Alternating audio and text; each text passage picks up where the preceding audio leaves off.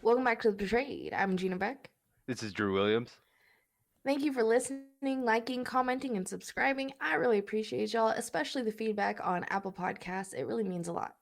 Yeah, I really can't explain to you, the listeners, Gina, everyone else, how much the feedback and just the continued support and seeing the constant names in the comments really has helped me. It's kind of segueing us into our episode topic today.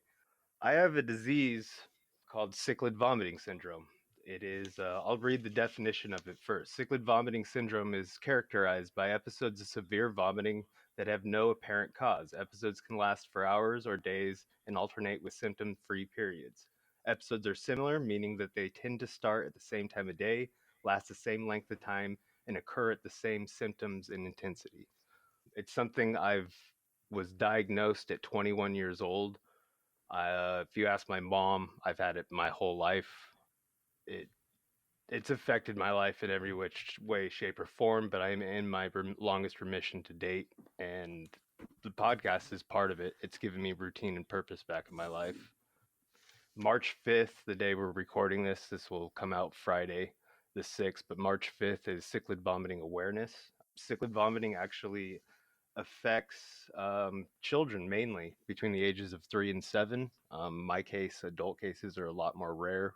Generally, they affect girls more often. And in almost every case, the mother has migraines. This is the first podcast I've actually been nervous to ever record because I really don't know where to go on it because I feel selfish talking about myself. I'm not looking for empathy. I'm just kind of just want people to know this is a real thing.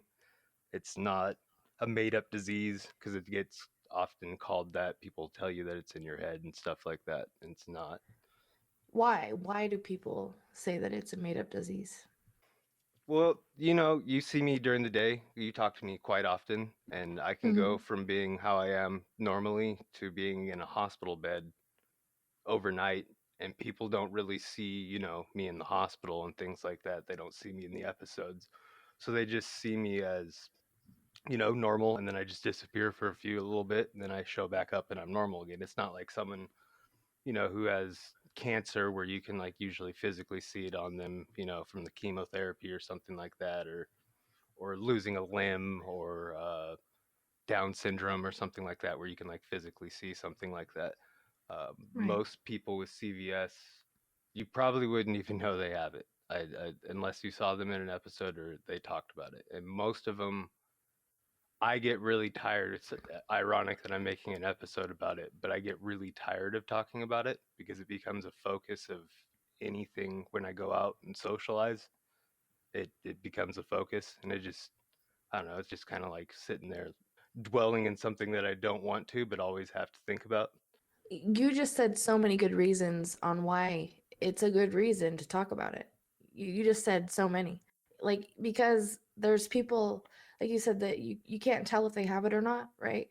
So being able to listen to someone that's gone through it for so long and who goes through it every day, like that's insight for people that are not going through it, but even people that are. Like you're just full of information and not a lot of people talk about it. So it's a very insightful, informative podcast that I'm sure a lot of people can relate to, even though they might not be open with it. You're going to have a lot of people that can relate to that for sure. Yeah, I know people personally that deal with the same thing, and it's like a roller coaster, you know.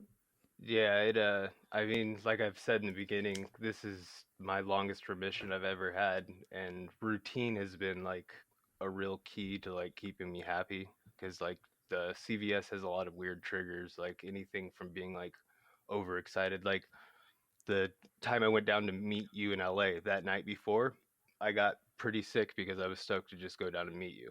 And like Yeah. it could be like totally opposite. And then like if you look up stuff on CVS, you're gonna find a lot of parents who are speaking for their kids. And these kids, I mean, that's like I didn't have full blown cycles as a child. But these kids like miss out on everything, like all the little things, like birthday parties, going to Disneyland. They'll like get to Disneyland and get sick. I've gotten sick at Disneyland. I, I've had seizures driving back from Las Vegas. I had seizures at Vegas. I've had seizures in the shower from dehydration. Gave myself third-degree burns. I've had my license suspended 3 times, and none of it's for drinking. It's all because of dehydration from throwing up. Because I'll throw up like every 5 to 15 minutes, up to 12 or 15 times an hour, maybe more an hour. And yeah, I've had the last one I had. I was driving and I crashed my car. It wasn't like terrible. Like somehow I didn't fuck myself up. Wow. Um, but it I mean, I went to school to be a mechanic. I'm pretty decent mechanic. I would not like pat myself on the back, but I'm pretty good with a wrench. But I mean, every job I've had, like one of my most embarrassing moments from like CVS, like one of my mentors still now, he's a good friend, he's a really good mechanic, but I was working at a lube shop and I on cars there's an oil pan drain plug, and on four-wheel drives there's a thing called transfer case, and they're usually really close together. I was really sick, got like less than an hour of sleep, went to work, and I pulled a plug on a transfer case, and it's like a total rookie freaking move. And to this day I'm embarrassed about it because I did it in front of like someone who I really look up to. And I don't know, it's just weird things dwell on you because like I don't like going to bars. I don't drink because I throw up enough. So there's no reason to go to a bar. It never has done anything for me. Though that's something I do want to bring up is a lot of men with CVS. If you join the men's groups, a lot of them drink heavily. And guys, if you're out there, like you stop because it's triggering you. Like it's a huge trigger. I lived with a buddy who's a childhood friend. We actually grew up since elementary school and reconnected later in life, and we both didn't know we had CVS, and it's a really rare disease. And the fact that we grew up with each other, like, I mean, our whole lives didn't know we were dealing with the same thing. And it's something he battled, and I think he's defeated now. Guys, you gotta stop drinking. Like, it's not good for you. This disease, you throw up enough, you do enough damage to your esophagus, because that's like the other thing too. All the bile and things like that burn your esophagus. Yeah, I feel like I'm rambling. Sorry. No, that's a lot of good information. And I have a question. Like, you have like a core routine, right? And you work out a lot. So, out of everything that you do, does working out help you the most? I think it's been the most drastic thing. Diet change and that routine that definitely have been huge factors. And then, like I said, just getting in the other routine of like me and you having making our meetings, setting things up for an episode, routines like things that make me feel normal again. Because the mental like part of it is another trigger too. Like I Mm. mean, you talk to me all the time. I get real down sometimes, and I can go real high, real up, and it's I don't know, like you said, it's a roller coaster sometimes, but it's been good Yeah. lately. Yeah. Congratulations on it being the longest time that you've gone without an episode. That's amazing. And happy birthday. It was your birthday just a few days ago. So Yeah, everybody make sure you tell Drew happy birthday. yeah. Thank you, Um, thank you. yeah. Before I forget anything, the other thing I'm blessed on, I don't want anyone to like think like I don't have support. I have an absolutely amazing family. I have some of the best parents in the world. No one could ask for anything better. My brothers, I have close friends. Like they all know who they are. I mean, including you. Like Yeah. I couldn't get through a day without most of you guys. Like honestly. So Yeah. I have a few other questions for you if you don't mind. no, ask away. So, does it ever go away? I'm sure a lot of people like are going to be asking that. Yeah, there's a reminder almost every morning that it's there, but it like it goes away. There are mornings that I don't wake up sick. Like I said, it usually all starts at the same time. My episodes always start in the morning. Mm. So, I mean, anyone that knows me, I mean, it's part of the reason why I'm Dabber Owl. I'm a night owl. I literally, if I wake up early AM, 90% chance I'm going into a cycle. Mm-hmm. So, yeah. And like THC and CBD, does that help you like Oh, it just with does. everything? It does a lot of things. I mean, because when I wake up in the morning, I'm not hungry at all. So if I Mm-hmm. take a dab, I can get my smoothie down, and that's like part of my routine. I drink a spinach smoothie. Like, I'm not here to preach veganism. I hate it. Like, the people act like it's a religion, but I do drink a lot of smoothies that are plant based. I eat a lot of eggs, but I still go out and eat hamburgers. I like venison. I like real stuff. It just, my stomach can't handle it all the time. Hmm.